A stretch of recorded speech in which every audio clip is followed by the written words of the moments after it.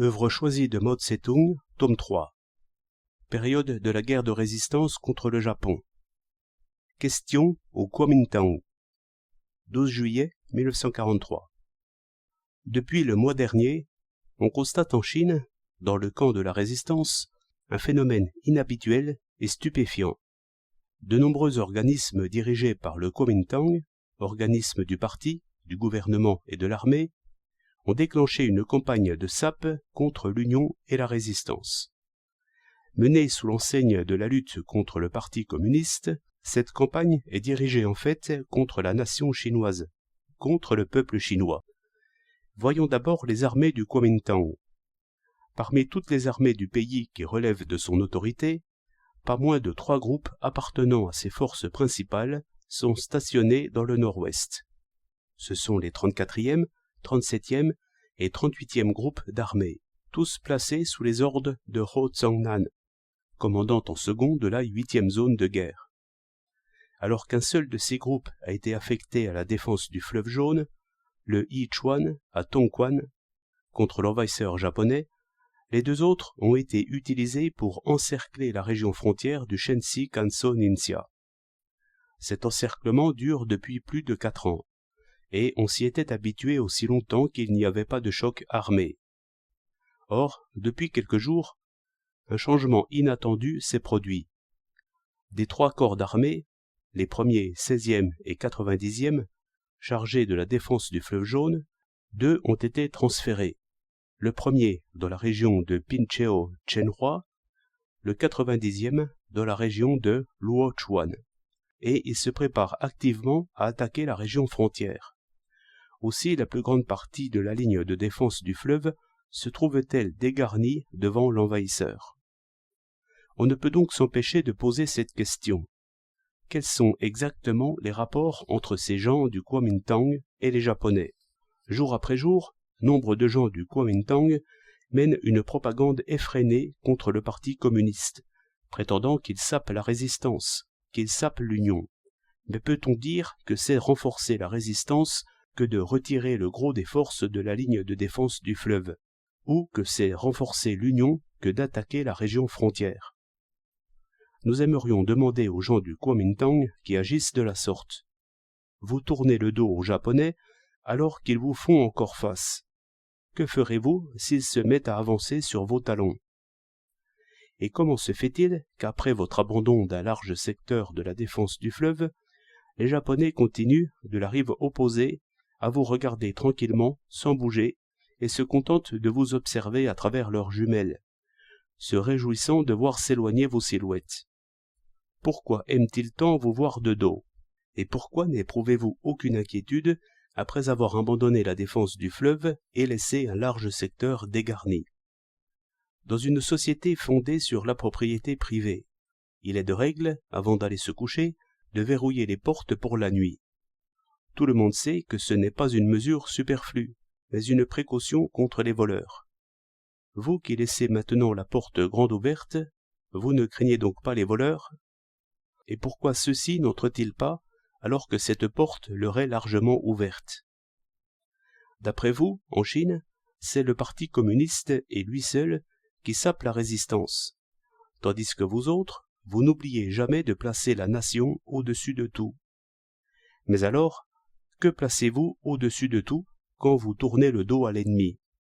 D'après vous, c'est également le Parti communiste qui sape l'Union, alors que vous êtes de fervents partisans d'une union sincère. Mais alors peut-on parler d'union sincère quand vous lancez contre la population de la région frontière les forces considérables de 3 groupes d'armées, moins un corps d'armée, doté d'artillerie lourde et s'avançant baïonnette au canon? Ou encore, selon une autre de vos assertions, vous désirez ardemment non pas l'union, mais l'unification. Et c'est pourquoi vous voulez raser la région frontière, supprimer ce que vous appelez un fief féodal et exterminer les communistes. Bien. Mais alors pourquoi ne craignez-vous pas que les Japonais unifient la nation chinoise et vous-même par-dessus le marché? Et à supposer que ce soit vous qui réussissiez d'emblée à unifier la région frontière et à liquider le Parti communiste, alors que les Japonais, endormis par un breuvage soporifique, ou pétrifiés par une formule magique de vos inventions, resteraient cloués sur place, la nation et vous-même échappant ainsi à leur unification, consentiriez-vous, chers messieurs du Kuomintang, à nous révéler un peu du secret de ce breuvage et de cette formule? Mais si vous ne possédez pas de breuvage soporifique, ni de formule magique contre les Japonais, et s'il n'existe pas d'accord tacite entre vous et eux, alors permettez-nous de vous dire formellement, vous ne devez pas attaquer la région frontière. Il ne vous est pas permis de le faire. Lorsque le héron et l'huître sont aux prises, c'est le pêcheur qui en profite. Lorsque la mante traque la cigale, derrière elle, le loriot est à l'affût. Il y a du vrai dans ces deux fables. Ce que vous devez faire, c'est de vous joindre à nous pour unifier les territoires occupés par les Japonais et pour en chasser les diables nippons. Pourquoi êtes-vous si impatient et si pressé d'unifier la région frontière qui est large comme la main?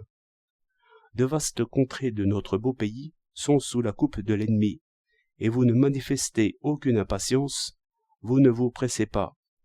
Par contre, vous êtes impatient d'attaquer la région frontière, vous êtes pressé d'écraser le Parti communiste. C'est lamentable. C'est honteux. Passons maintenant aux activités du Kuomintang. Pour lutter contre le Parti communiste, il a créé plusieurs centaines de détachements d'agents secrets, recrutant coquins et fripouilles de toute espèce. Ainsi, le 6 juillet 1943, an 32 de la République chinoise, la veille même du 6e anniversaire du déclenchement de la guerre de résistance, l'Agence centrale d'information du Kuomintang diffusait une nouvelle, selon laquelle certaines organisations culturelles auraient tenu une réunion à Xi'an, dans le Shenxi, et décidé d'adresser un télégramme à Mao Tse-tung lui demandant de saisir l'occasion offerte par la dissolution de la Troisième Internationale pour dissoudre également le Parti communiste chinois, et en outre de supprimer le fief de la région frontière. Le lecteur pourrait prendre cette information pour une nouvelle, alors qu'il s'agit d'une vieille histoire. En effet, toute l'affaire a été l'œuvre d'un de ces détachements d'agents secrets, qui se comptent par centaines. Sur un ordre de l'état-major des services secrets, à savoir le Bureau d'investigation et de statistique du Conseil militaire du gouvernement national et le Bureau d'investigation et de statistique du Comité exécutif central du Kuomintang, ce détachement a communiqué ses instructions au trotskiste et traître Chang Ti-fei, connu pour ses articles anticommunistes dans Résistance et Culture, revue financée par le Kuomintang et dirigée par des traîtres à la nation, et qui est actuellement chef du service des instructeurs au camp de travail de Xi'an. Le 12 juin, c'est-à-dire 25 jours avant que l'Agence centrale d'information ne publiât la nouvelle, Chang Ti-fei rassemblait 9 personnes et, au cours d'une réunion de 10 minutes, faisait adopter le texte du prétendu télégramme. À ce jour, ce télégramme n'est pas encore parvenu à Yunnan, mais son contenu est déjà connu. On y soutient, paraît-il, que la Troisième Internationale étant dissoute, le Parti communiste chinois doit être également dissous, que le marxisme-léninisme a fait faillite, etc. Voilà bien le genre d'allégations de certaines gens du Kuomintang. Nous avons d'ailleurs toujours su que de la bouche de ces individus, qui se ressemblent s'assemblent, peut sortir n'importe quoi, et comme on pouvait s'y attendre, ils en ont encore une fois fait entendre de belles. Il y a actuellement en Chine beaucoup de partis politiques. Il existe même 2 Kuomintang. L'un porte la marque Wan Xingwei, il est installé à Nankin et ailleurs. Il a lui aussi un drapeau avec un soleil blanc sur un ciel bleu, un comité exécutif central et des détachements d'agents secrets en grand nombre. En outre, on trouve partout, dans les régions occupées, des partis fascistes d'obédience japonaise. Chers messieurs du Kuomintang, comment se fait-il que, depuis la dissolution de la Troisième Internationale, vous vous démeniez à ce point uniquement pour comploter la dissolution du Parti communiste, et que vous ne leviez même pas le petit doigt pour dissoudre tel ou tel parti de trahison nationale ou d'obédience japonaise? Pourquoi, dans le télégramme rédigé à votre instigation par Chang Ti-fei, n'avez-vous pas, après avoir exigé la dissolution du Parti communiste, ajouté ne fût-ce qu'une phrase pour dire que les partis de trahison nationale ou d'obédience japonaise devaient également être dissous. Peut-être estimez-vous que c'est trop d'avoir un parti communiste. Or, dans toute la Chine, il n'y a qu'un seul et unique parti communiste contre 2 Kuomintang. Où donc y a-t-il un parti de trop? Messieurs du Kuomintang, avez-vous jamais réfléchi à ceci? Pourquoi, à part vous, les Japonais et Wang Tsingwei s'acharnent-ils, eux aussi, contre le parti communiste, déclarant qu'un seul parti communiste, c'est déjà un de trop et qu'il faut donc l'abattre? Pourquoi estiment-ils qu'il n'y a jamais trop, mais pas assez de Kuomintang? Et pourquoi soutiennent-ils et entretiennent-ils partout le Kuomintang de la marque Wang Tsingwei? Messieurs du Kuomintang, nous allons prendre la peine de vous expliquer que si les Japonais et Wang Tsingwei ont une prédilection pour le Kuomintang et les 3 principes du peuple, c'est qu'ils y trouvent leur compte. Depuis la Première Guerre mondiale, la seule période où les impérialistes et les traîtres ne purent aimer le Kuomintang, mais le haïr et s'efforcèrent de le détruire par tous les moyens, fut celle de 1924 à 1927, lorsque le Kuomintang, réorganisé par le docteur Sun Yat-sen, admit des communistes en son sein et se constitua en une alliance nationale fondée sur la coopération entre le Kuomintang et le Parti communiste. C'est aussi pendant cette période seulement que les impérialistes et les traîtres ne purent aimer, mais se mirent à haïr et s'efforcèrent de détruire par tous les moyens les 3 principes du peuple remaniés par Sun Yat-sen, tels qu'ils sont exposés dans le manifeste du premier congrès national du Kuomintang, c'est-à-dire les 3 principes du peuple révolutionnaire. Par la suite, le Kuomintang a évincé de ses rangs les communistes, et les 3 principes du peuple se sont trouvés vidés de l'esprit révolutionnaire de Sun Yat-sen. Aussi ont-ils gagné l'affection de tous les impérialistes et de tous les traîtres, et, pour les mêmes raisons, celle des fascistes japonais et du traître Wang Tsingwei, qui les chérissent et les soutiennent, s'y accrochant comme à un trésor inestimable. Autrefois, le drapeau du Kuomintang de Wang Tsingwei portait encore dans le coin gauche une marque jaune qui permettait de le distinguer de celui de l'autre Kuomintang. Aujourd'hui, pour ne pas blesser la vue, on a carrément supprimé cette marque, et les drapeaux sont devenus absolument identiques. Quelle tendre affection! Les organisations du Kuomintang de la marque Wang Tsingwei foisonnent non seulement dans les régions occupées, mais aussi dans le Grand Arrière. Les unes sont clandestines, elles constituent la 5e colonne de l'ennemi. Les autres agissent au grand jour. Leurs membres vivent à la solde du Kuomintang ou de ses services secrets. Ils ne font rien pour la résistance et se spécialisent dans l'anticommunisme. Ils ne portent pas sur eux la marque Wang Tsingwei, mais au fond, ils sont de la même maison. Ils font partie, eux aussi, de la 5e colonne de l'ennemi. Toutefois, ils usent d'un déguisement quelque peu différent pour se camoufler et tromper le public. Désormais, la question est tout à fait claire. Quand vous avez donné des instructions à Chang Tifei pour qu'il rédige le télégramme réclamant la dissolution du Parti communiste, vous avez délibérément tenu à n'y faire figurer aucune phrase disant que les partis d'obédience japonaise ou de trahison nationale devaient également être dissous. C'est que, sous le rapport de l'idéologie, de la politique et de l'organisation, vous avez avec eux beaucoup de points communs, dont l'essentiel est cette pensée commune, lutter contre le communisme et contre le peuple. Une autre question aux gens du Kuomintang. Est-il vrai qu'en Chine, comme dans le monde, la seule doctrine à avoir fait faillite est le marxisme-léninisme, alors que toutes les autres seraient florissantes? Outre les 3 principes du peuple à la Wang Tsingwei, dont nous avons parlé plus haut, qu'en est-il du fascisme de Hitler, de Mussolini et de Tojo? Qu'en est-il du trotskisme de Chang Tifei? Qu'en est-il enfin des doctrines contre-révolutionnaires des services secrets de diverses marques qui travaillent contre la révolution en Chine? Chers messieurs du Kuomintang, comment se fait-il qu'en donnant vos instructions à Chang Tifei pour la rédaction du télégramme, vous n'ayez pas ajouté un seul mot ni formulé la moindre réserve au sujet de cette multitude de doctrines qui ne valent pas mieux que la peste, les punaises ou la crotte?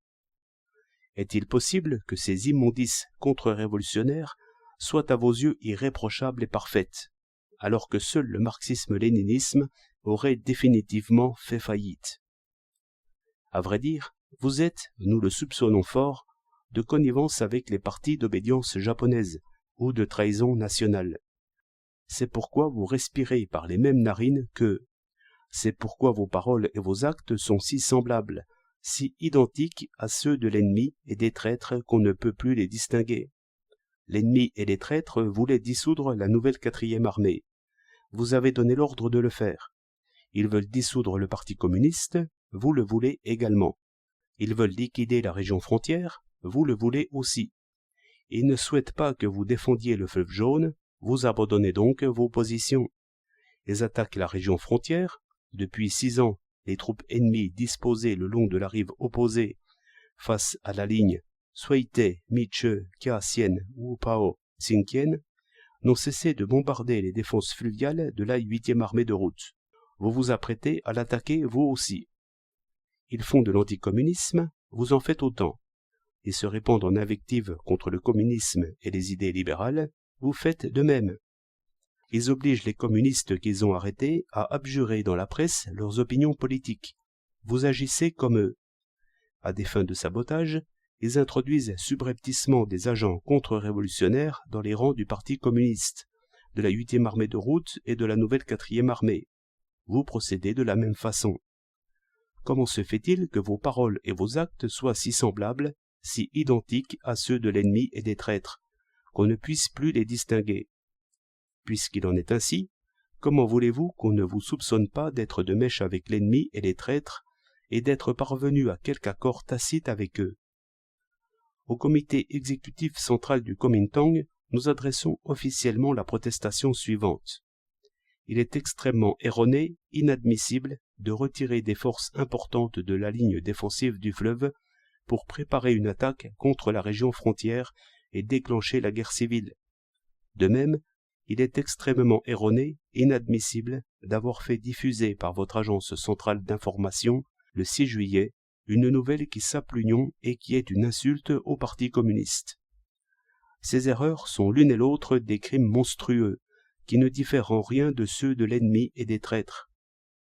Vous êtes tenu de les réparer. À M. Chiang Kai-shek, chef du Kuomintang, nous adressons officiellement la requête suivante. Vous donnerez l'ordre aux troupes de Hou Tsong-nan de regagner la ligne de défense du fleuve. Vous prendrez des sanctions contre l'agence centrale d'information et vous châtierez le traître Chang Ti-fei. À tous les vrais patriotes au sein du Kuomintang qui n'admettent pas qu'on retire les troupes de la ligne de défense du fleuve pour attaquer la région frontière et qui ne réclament pas la dissolution du Parti communiste, nous lançons l'appel suivant. Passez à l'action pour conjurer le danger d'une guerre civile. Nous sommes prêts à coopérer avec vous jusqu'au bout pour sauver la nation. Nous sommes convaincus de la légitimité absolue de nos revendications.